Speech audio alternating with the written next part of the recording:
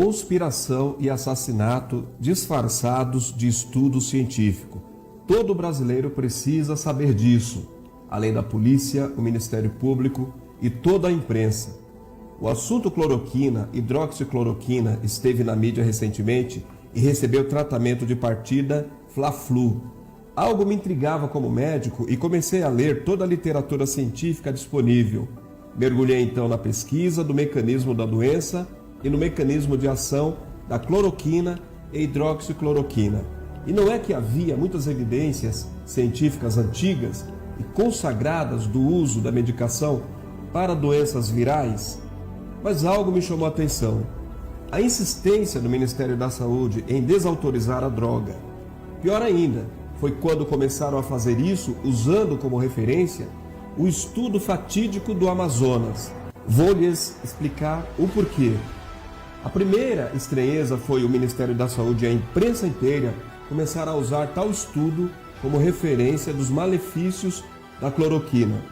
Um pequeno adendo: a cloroquina é mais velha e mais tóxica que a hidroxicloroquina, mas no estudo do Amazonas foi ela mesma quem foi usada. Mas sigamos com minhas interrogações e observações para que acompanhe meu raciocínio como médico. A dose usada no estudo foi de 900 a 1.200 miligramas por dia durante 10 dias consecutivos, o que acarretou muitos efeitos colaterais e 11 mortes. Mas aí fiquei curioso: por que usaram dessa dose tão alta?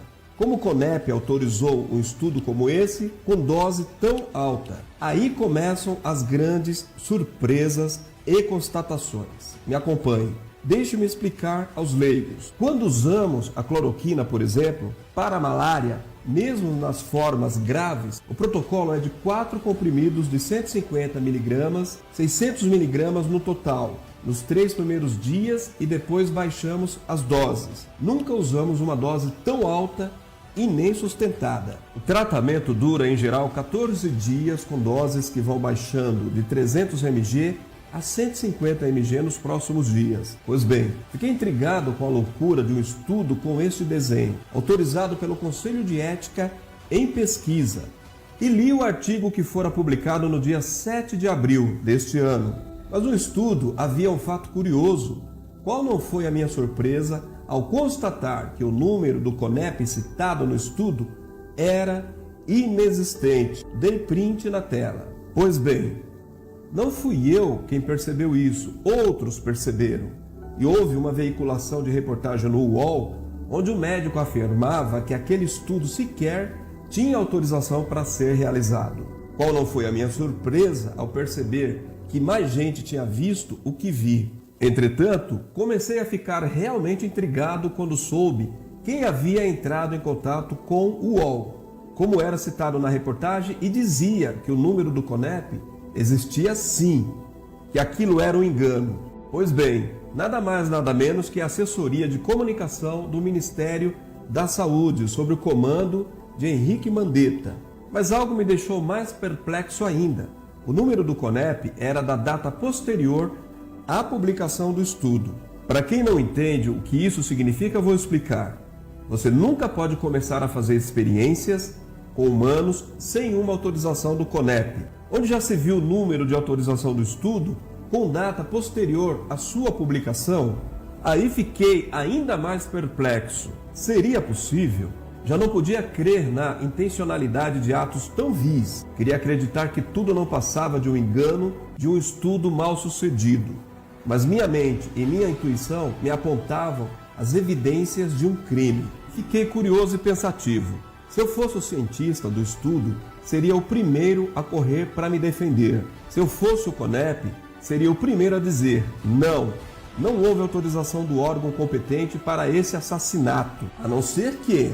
Mas espera aí, por que foi a assessoria de comunicação do Ministério da Saúde quem ligou para o UOL para dizer que havia sim um número no CONEP e acabou por oferecer a prova de uma tentativa de encobrir um absurdo desse? Alto lá! Quem é a assessoria de comunicação do Ministério da Saúde? Hugo Braga, conhecido militante do PCdoB. Inclusive, houve escândalo recente de sua renovação de contrato bilionário feita por Mandetta. Mas esperem aí, Quem eram os pesquisadores que assinavam o estudo?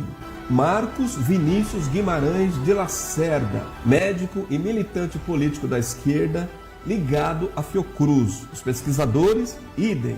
E para completar, adivinhem quem foi a cardiologista que colocou seu nome no estudo? Ludmila Ajar, médica de Caiado. Senhores, se isso não foi uma conspiração e um crime contra a vida e de ordem política, eu nem sei mais o que é crime contra a vida e contra a nação. O autor desse texto é o Dr. Paolo Zanotto. Ele é professor da USP e reconhecido pesquisador da FAPESP. Esse texto foi extraído da timeline do Dr. Paolo Zanotto e Lucília Coutinho. Baseado nesse texto, eu quero deixar aqui a minha pergunta. Quem é que vai responder pelas dezenas e centenas de mortes ocorridas aqui no nosso país? Esse texto precisa chegar ao maior número de pessoas, principalmente aqueles que perderam seus entes queridos, vítimas dessa conspiração e assassinato orquestrados pelo senhor Henrique Mandetta, enquanto esteve no comando do Ministério da Saúde.